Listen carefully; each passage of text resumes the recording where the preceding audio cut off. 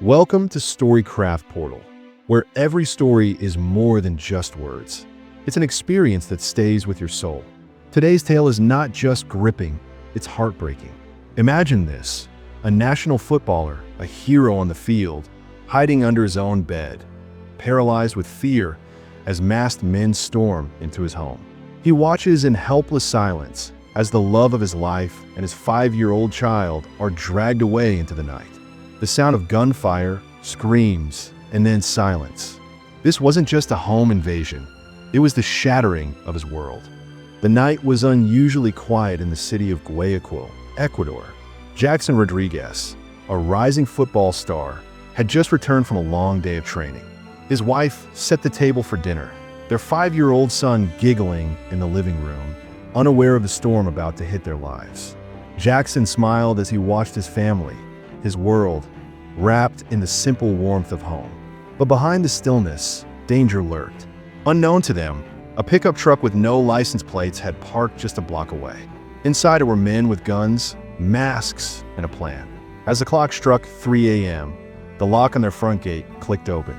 The first creak of the door didn't alarm anyone, until it swung violently wide, crashing into the wall. Jackson froze. One instinct gripped him hide, and in that moment, the game of survival had begun.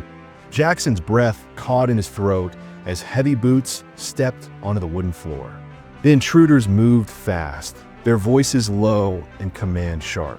One of them kicked a chair aside, another scanned the hallway with a flashlight. Jackson barely made it under the bed in time, pulling the blanket to the floor to cover the view. His heart pounded so loud it felt like thunder in his chest. From beneath the bed, he could see only feet, black boots, a child's toy being stepped on, his wife's bare feet trembling. "Where is he?" one growled. Jackson clenched his fists. He could see his son being pulled away from his toys, confused, crying softly. His wife begged, "Please, don't hurt him." But mercy didn't live in those men. One lifted the child, another grabbed her wrist. Jackson's world shattered silently beneath that bed as his family was ripped away. He wanted to scream. Jackson's body shook, fists pressed to his mouth as muffled sobs filled the air.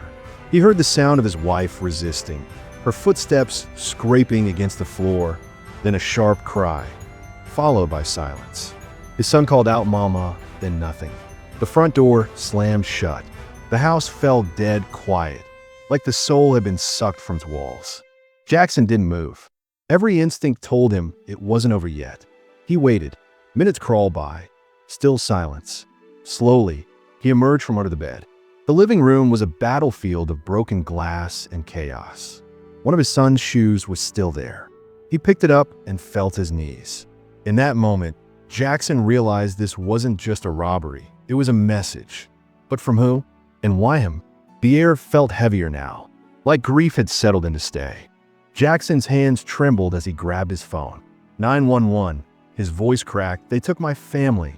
The operator's tone was calm, rehearsed, but Jackson's panic couldn't be tamed. Within minutes, flashing red and blue lights painted the street outside. Officers stormed in, weapons drawn, but it was too late. Jackson repeated the same story, over and over, each time feeling less human. He couldn't remember when he last blinked. A senior detective crouched beside him, asked the same question again. "Did you see their faces?" Jackson shook his head. "Just their boots, their voices, they knew my name." That was the part that made the detective pause. "They knew you?" Jackson nodded. "They asked for me." Outside, neighbors whispered and peeked from behind curtains. But inside, Jackson's world was bleeding. Someone had come not just to steal, but to target, and they knew exactly who he was. Hours later, Jackson sat in a cold chair at the police station, the buzz of machines and radios surrounding him. He stared blankly at the wall, replaying the moment again and again. An officer walked in, holding a small evidence bag. Inside, his wife's wedding ring, found on the sidewalk 3 blocks from home. Jackson gripped the table, jaw clenched. "They're sending a message," he muttered. The detective leaned in. "We think this was planned, coordinated, professional." Jackson's eyes turned dark. "But why?" No answer, just silence. Then a call came in, a grainy CCTV clip from a nearby street. The black pickup truck speeding past, taillights disappearing into the night. No plates, no fuffis, just a ghost trail. Jackson stared at the screen. "I'll find them," he whispered. Not a statement, a vow. Something inside him had shifted. The victim was fading. The fighter was waking up. Jackson couldn't sleep. Not on the hospital cot the police offered. Not in a friend's guest room. He returned home before sunrise, stepping over the broken frame of his door.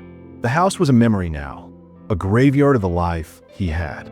As he picked up scattered toys and folded a blanket with shaking hands, a flash of memory struck him. A moment from 2 weeks ago. A man at the stadium parking lot, staring too long. Jackson had thought nothing of it then, but now that memory had claws. He called the detective, checked the stadium cameras. 2 weeks back, around 6 p.m., a pause. Then, "You remember something? I saw one of them. Before all this." That night, Jackson sat in the darkness of his own living room, waiting. If they were watching him before, maybe they'd come back. He was done hiding. Detectives traced the footage. A blurry image appeared, tall, lean, hoodie up, standing by Jackson's car for almost 5 minutes. He wasn't just watching, he was planning, the detective muttered. Jackson stared at the screen, rage simmering. They tracked the man's movements through multiple stadium cameras. He'd been there before, always alone, never interacting. Stalker or scout, they debated. Meanwhile, Jackson's fame brought media chaos. Reporters swarmed his home, questions flooding him like bullets. "Any update on your wife and child?" Jackson said nothing. What could he say? That he'd failed them? That he was breaking inside, alone in his room that night? He rewatched his son's last birthday video. Laughter, cake, love, and now silence. Then, a new email notification.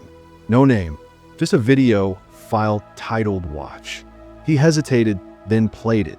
The screen flickered, and his son's terrified face appeared, crying softly, "Papa." Jackson replayed the video, heart shredding with every second. His son sat on the ground, behind him a concrete wall, no windows, just a single flickering light bulb. Then a voice, robotic, masked. "You were warned. Stay silent, and you'll see them again. Speak," and they disappear. A countdown appeared on screen, 72 hours. No money demanded, just silence. Jackson showed it to police, but the video was scrubbed clean, no metadata, no trace. "This isn't a normal kidnapping," the detective whispered. "This is personal." But Jackson knew that already. The men weren't after riches. They were after power, control. He sat alone in his car that night, watching traffic pass by in slow motion, wondering who among them was behind this. He couldn't shake the feeling. Someone close to him had opened the door. Someone he trusted. And time. Time was bleeding out fast. Jackson returned to the stadium. Not to train, but to confront. He asked security about visitor logs, reviewed past footage, dug into access lists. One name came up repeatedly. Luis, a former teammate turned rival. Jealousy, tension, old fights now made sense. Jackson confronted him after practice. "Where are they?" he barked. Luis laughed, but fear flickered. "You think I'd do that?" Jackson's fists clenched. "I think you're desperate." A scuffle broke out. Coaches pulled them apart. Later that night, Jackson received another video. This time his wife. Bruised, tied, whispering, "They're watching you. Trust no one." Then the screen cut to black. Jackson dropped the phone. He could hear the words repeating in his mind like echoes in a tomb. Trust no one. Even now, in the stadium where his dreams were born, blood had touched the grass. And now it stained everything. With the clock ticking down, Jackson made one final choice: bait them. He leaked a fake interview, claiming he had identified the kidnappers. Then he waited. At exactly 3 a.m., just like before, headlights were turned outside his home.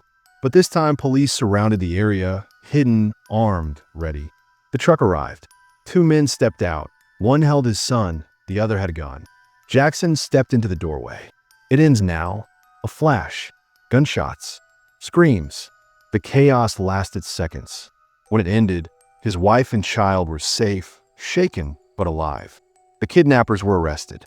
And Luis, he'd been behind it all, confirmed through texts. money trails, and surveillance. Jealousy turned to madness. The case closed that morning. Jackson sat beside his son, holding him like he'd never let go. The world outside still spun wild, but inside, the silence finally meant peace.